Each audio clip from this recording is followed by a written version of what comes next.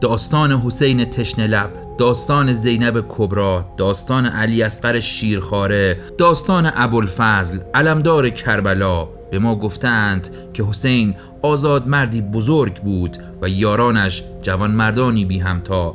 اما آیا این داستان و وقایع آن را به صورتی که واقعا اتفاق افتاده بود به ما گفتند، یا که نه همه اینها دروغی برای باز نگه داشتن در دکان پرنعمت روزخانان بوده است؟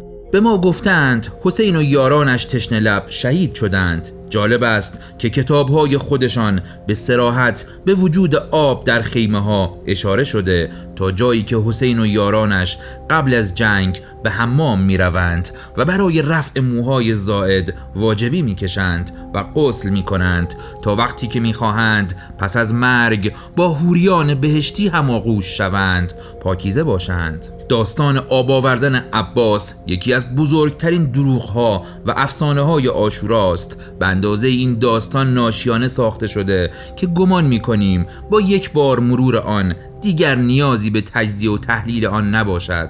داستان از این قرار است که عباس ابن علی که برخی ماشین‌هایشان را بیمه او می‌کنند برای رفع تشنگی لشکر حسین به دل دشمن زده و مشکی را از آب رودخانه پر کرده و در مسیر برگشت شخصی آن دستش را که مشک را گرفته بود قطع می‌کند. عباس مشک را با دست دیگرش میگیرد و به راهش ادامه میدهد. دوباره یکی دیگر از سپاهیان دشمن آن دست دیگر را هم قطع میکند. عباس اکنون مشک را با دندانش میگیرد و در آخر چند تن دیگر وی را از پای در میآورند. اما سوالی که در این میان مطرح میشود این است که چگونه عباس مشک را از دستی که قطع شده میگیرد و میرود، مشک را که همراه دست قطع شدهش روی زمین افتاده بر میدارد و دوباره سوار اسب میشود و میرود.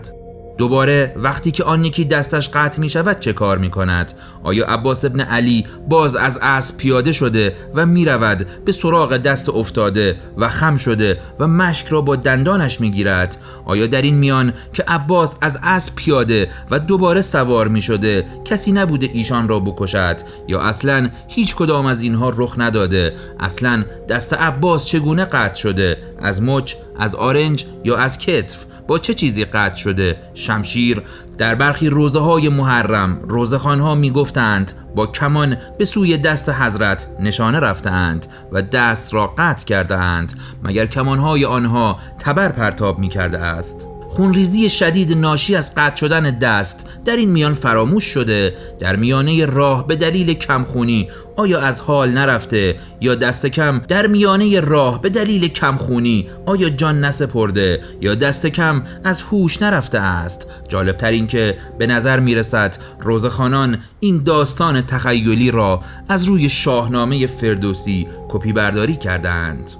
جعل کننده این داستان کسی نیست جز شیخ عباس قمی، معروف به محدث قمی و از محدثان شیعه پرکار قرن 14 هجری و گردآورنده کتاب مفاتیح الجنان است. داستان دستان بریده عباس از یکی از قهرمانان ایرانی شاهنامه به نام گرامی کپی برداری شده. گرامی پسر جاماسب در داستانهای ملی ایران و شاهنامه فرمانده بخشی از سپاه ایران در جنگ با ارجاسب پادشاه توران بود و خود دلیرانه جنگید و سرانجام به دست سربازان دشمن کشته شد. نام وی در کتاب یادگار زریران و شاهنامه فردوسی آمده است. یادگار زریران نام کتابی است که کهن‌ترین سوگنامه ایرانی است. ارجاسب پادشاه توران به ایران زمین یورش می آورد و سربازان و پهلوانان میهن پرست ایران زمین نیز با درفش کاویان که نماد استواری و پایداری ایرانیان بوده و انگیزه دلگرمی ایرانیان می باشد به رویارویی آنها می روند و با دلاوری به پدافند از میهن می پردازند. میدان جنگ کبود و زمین پر ز آتش و هوا پر ز دود می شود.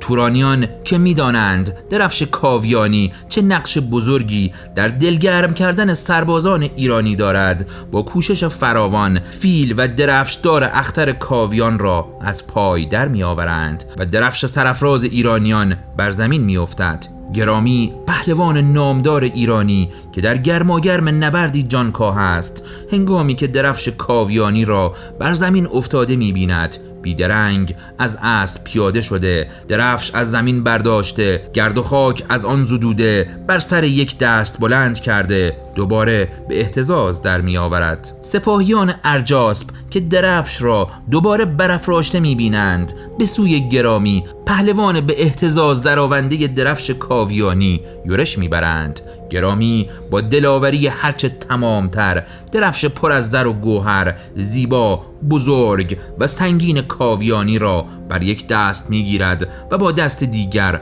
به نبرد با پهلوانان توران میپردازد.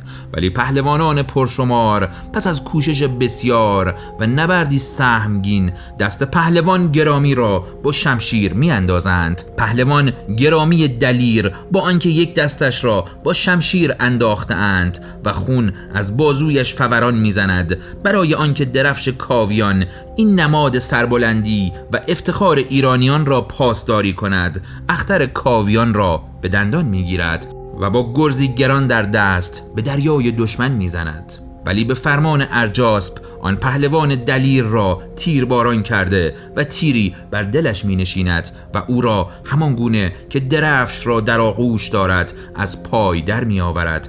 پس از آن واژه گرامی در میان ایرانیان برای ارجگذاری به کار برده شد. باورها و سنت‌های ایرانی و از پی آن نقش و جایگاه معصومان و قهرمانان کهن این سرزمین در آیین‌ها، اسطوره‌ها و نمادهای شیعیان ایران، به ویژه در فرهنگ و شعائر و هنرهای عاشورایی نمود و جلوه‌های زیادی دارند و در بسیاری از سنت‌های دینی این کپی برداری را میتوان مشاهده کرد. یکی دیگر از کتاب‌های کهن ایرانیان که داستان‌های کربلا از آن کپی برداری کرده اند، کتاب یادگار زریران است. یادگاه زریران رساله حماسی و مذهبی کوتاهی است، در اصل به زبان پارتی و ظاهراً نثر توأم با شعر بوده است، اگرچه یادگار زریران اثری از ادبیات دوره ساسانی است، اما اصل آن به زمان اشکانی میرسد. رد پای سوگنامه داستان زریران را در کتاب‌های مقتل که به بازگویی داستان کربلا میپردازد دیده میشود. روایت‌های حماسی دینی این سوگنامه در مایه‌ور ساختن ذهن تعزیه خوانان و نویسندگان کتاب‌های روضة الشهدا و تصویرگران تراژدی کربلا تأثیر زیادی داشته است. رفتار شمر در داستان کربلا هم بی‌شباهت به بیدرفش جادو در کتاب یادگار زریران نیست. زریر عزیزترین شهید این منظومه یعنی یادگار زریران است و زیباترین صحنه‌ها به او اختصاص دارد. فردوسی نیز داستان این نبرد را به تصویر مطابق روایت‌های تاریخی در کتاب تاریخ طبری، رابطه عباس و حسین ابن علی بسیار حسنه بود. عباس همواره اطاعتی توأم با احترام فراوان برای برادر ناتنیش قائل بود، چنانچه در واقعه کربلا هنگامی که شمر به عباس و 3 برادر دیگرش به رابطه فامیلی خود با مادر عباس ام البنین اشاره می کند و به آنها امان نامه می دهد که از سپاه حسین خارج شوند و جان خود را نجات دهند، او و برادرانش با یک رفتار شرافتمندانه از پذیرش پیشنهاد شمر خودداری می کنند و اعلام می کنند که تا آخرین نفس در کنار برادرشان حسین خواهند جنگید. شمر برخلاف باور رایج بین برخی مردم برادر ام البنین نیست. شمر ابن ذوالجوشن و ام البنین هر دو از نسل کلاب می باشند. هر کدام با چند واسطه به کلاب می رسند. کلاب 11 پسر داشت. نام یکی از آنها کعب و نام دیگری زباب است. ام البنین از نسل کعب و شمر از نسل زباب می باشد.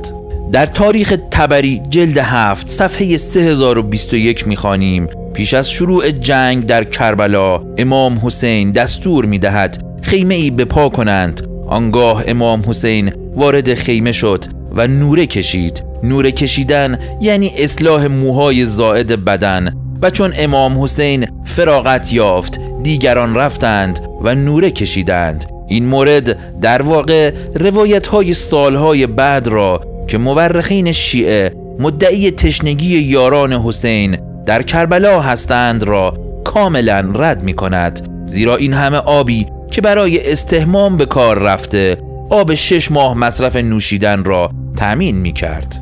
اما حتی اگر روایت‌های تاریخی بالا را هم نمی دانستیم، باز هم می شد دروغ بودن داستان تشنگی و آتش را فهمید. به نکته بعدی توجه کنید. همه در درازای تحصیلمان خوانده ایم که در کنار رودخانه ها جلگه و زمین های حاصلخیز به وجود می آید. واقعیت این است که اطراف رود فرات را نیز مانند سایر رودخانه ها جلگه ها و زمین های حاصلخیز تشکیل می دهد و کربلا نیز سرزمینی سرسبز است. به این عکس که نقشه پوشش طبیعی عراق است توجه کنید. منطقه کربلا را بنگرید. آیا اینجا همان صحرای جهنمی کربلا است؟ از آن گذشته در چنین مناطقی به دلیل نزدیکی به رودخانه بستر زیرین زمین را سفره‌های پهناور آبی تشکیل می‌دهد و دسترسی به آب آسانتر از آن چیزی است که به ذهن می‌رسد.